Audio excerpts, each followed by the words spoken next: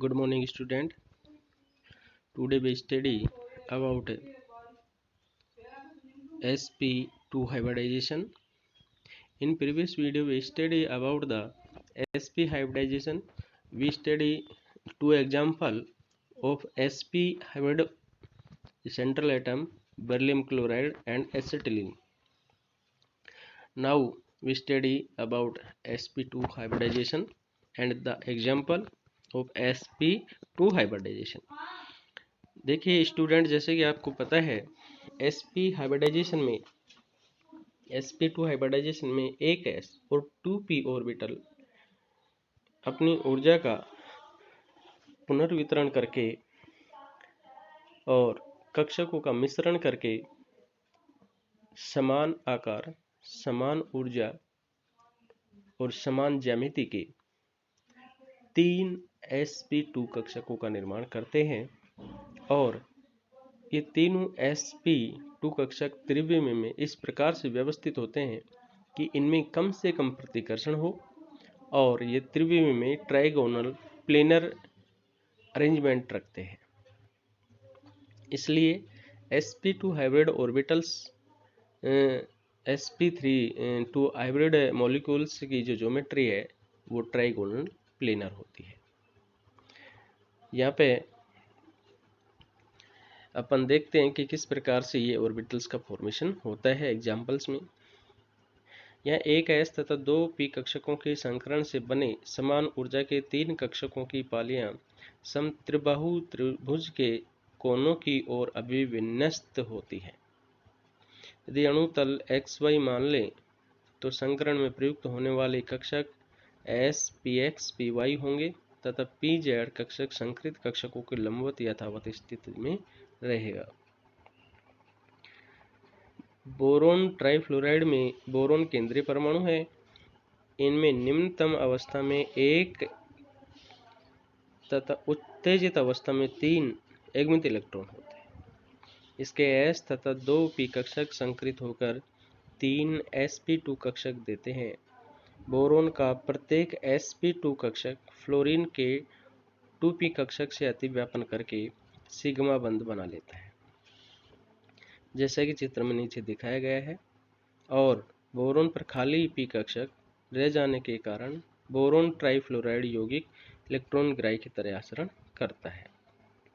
यहाँ देखिए boron ground state electron configuration 2s2 2p0 1 है और एक्साइट स्टेट में 2s से एक इलेक्ट्रॉन प्रमोट होकर 2p में चला जाता है और अपने पास में अब 3 अनपेयर्ड इलेक्ट्रॉन होते हैं।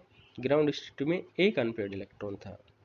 ये 3 कक्षक 1s 2p px और py मिल करके हाइब्रिड ऑर्बिटल sp2 बनाते हैं।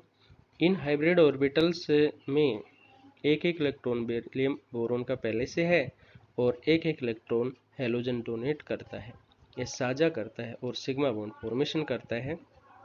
इधर ये देखिए ट्राइगोनल प्लेनर रूप से बोरोन के तीनों ऑर्बिटल sp2 व्यवस्थित होते हैं और तीनों ऑर्बिटल से हैलोजन, यहाँ जैसे क्लोरीन अपन लें तो क्लोरीन के या बोरोन लें तो फ्लोराइड ले तो फ्लोराइड के 3 जो p कक्षक होते हैं इनसे अतिव्यापन कर लेते हैं और ट्राइगोनल प्लेनर ज्योमेट्री का निर्माण कर देते हैं। और एक जो कक्षक अनहाइब्रिड ऑर्बिटल के रूप में बोरोन पर रहता है वो हमेशा परपेंडिकुलर टू द प्लेन पाया जाता है।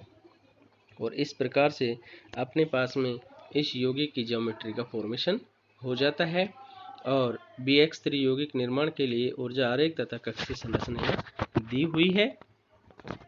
नेक्स्ट एग्जाम्पल अगर हम पढ़ना चाहें तो ये है एथिलीन मॉलिक्यूल अपने पास में, जो कि बहुत ही फेमिलियर मॉलिक्यूल है ऑर्गेनिक केमिस्ट्री में, क्योंकि हाइड्रोकार्बन से हम सभी अध्ययन करते हैं और उनमें सबसे पहले मीथेन, ईथीन और एथाइन इन कंपाउंड्स का अध्ययन किया जाता है, क्योंकि ये करेक्टरिस्टिक्स फंक्शनल ग्रुप्स में डबल बॉन्ड ट्रिपल बॉन्ड में आते हैं।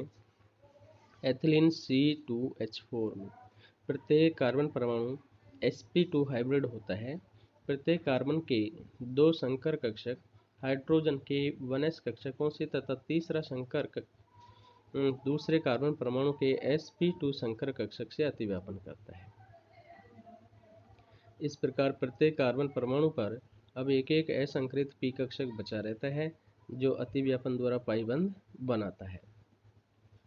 देखिए थ्योरेटिकल चीज़ें हैं, अपन बहुत सिंपल रूप से इसको समझ लेते हैं कि एक कार्बन का एक s और दो p कक्षक आपस में अतिव्यापन करके और 3 sp2 संकृत कक्षक बनाते हैं, जिनमें से ये तीनों कक्षक ट्राइगोनल प्लेनर रूप से व्यवस्थित होते हैं। इसी प्रकार से दूसरे कार्बन के भी यही संकृत कक्षक होते हैं। उस कार्बन का एक sp2 हाइब्रिड ऑर्बिटल दूसरे कार्बन के sp2 हाइब्रिड ऑर्बिटल से सिग्मा बॉन्ड फॉर्मेशन कर लेता है हेड टू हेड ओवरलैपिंग्स।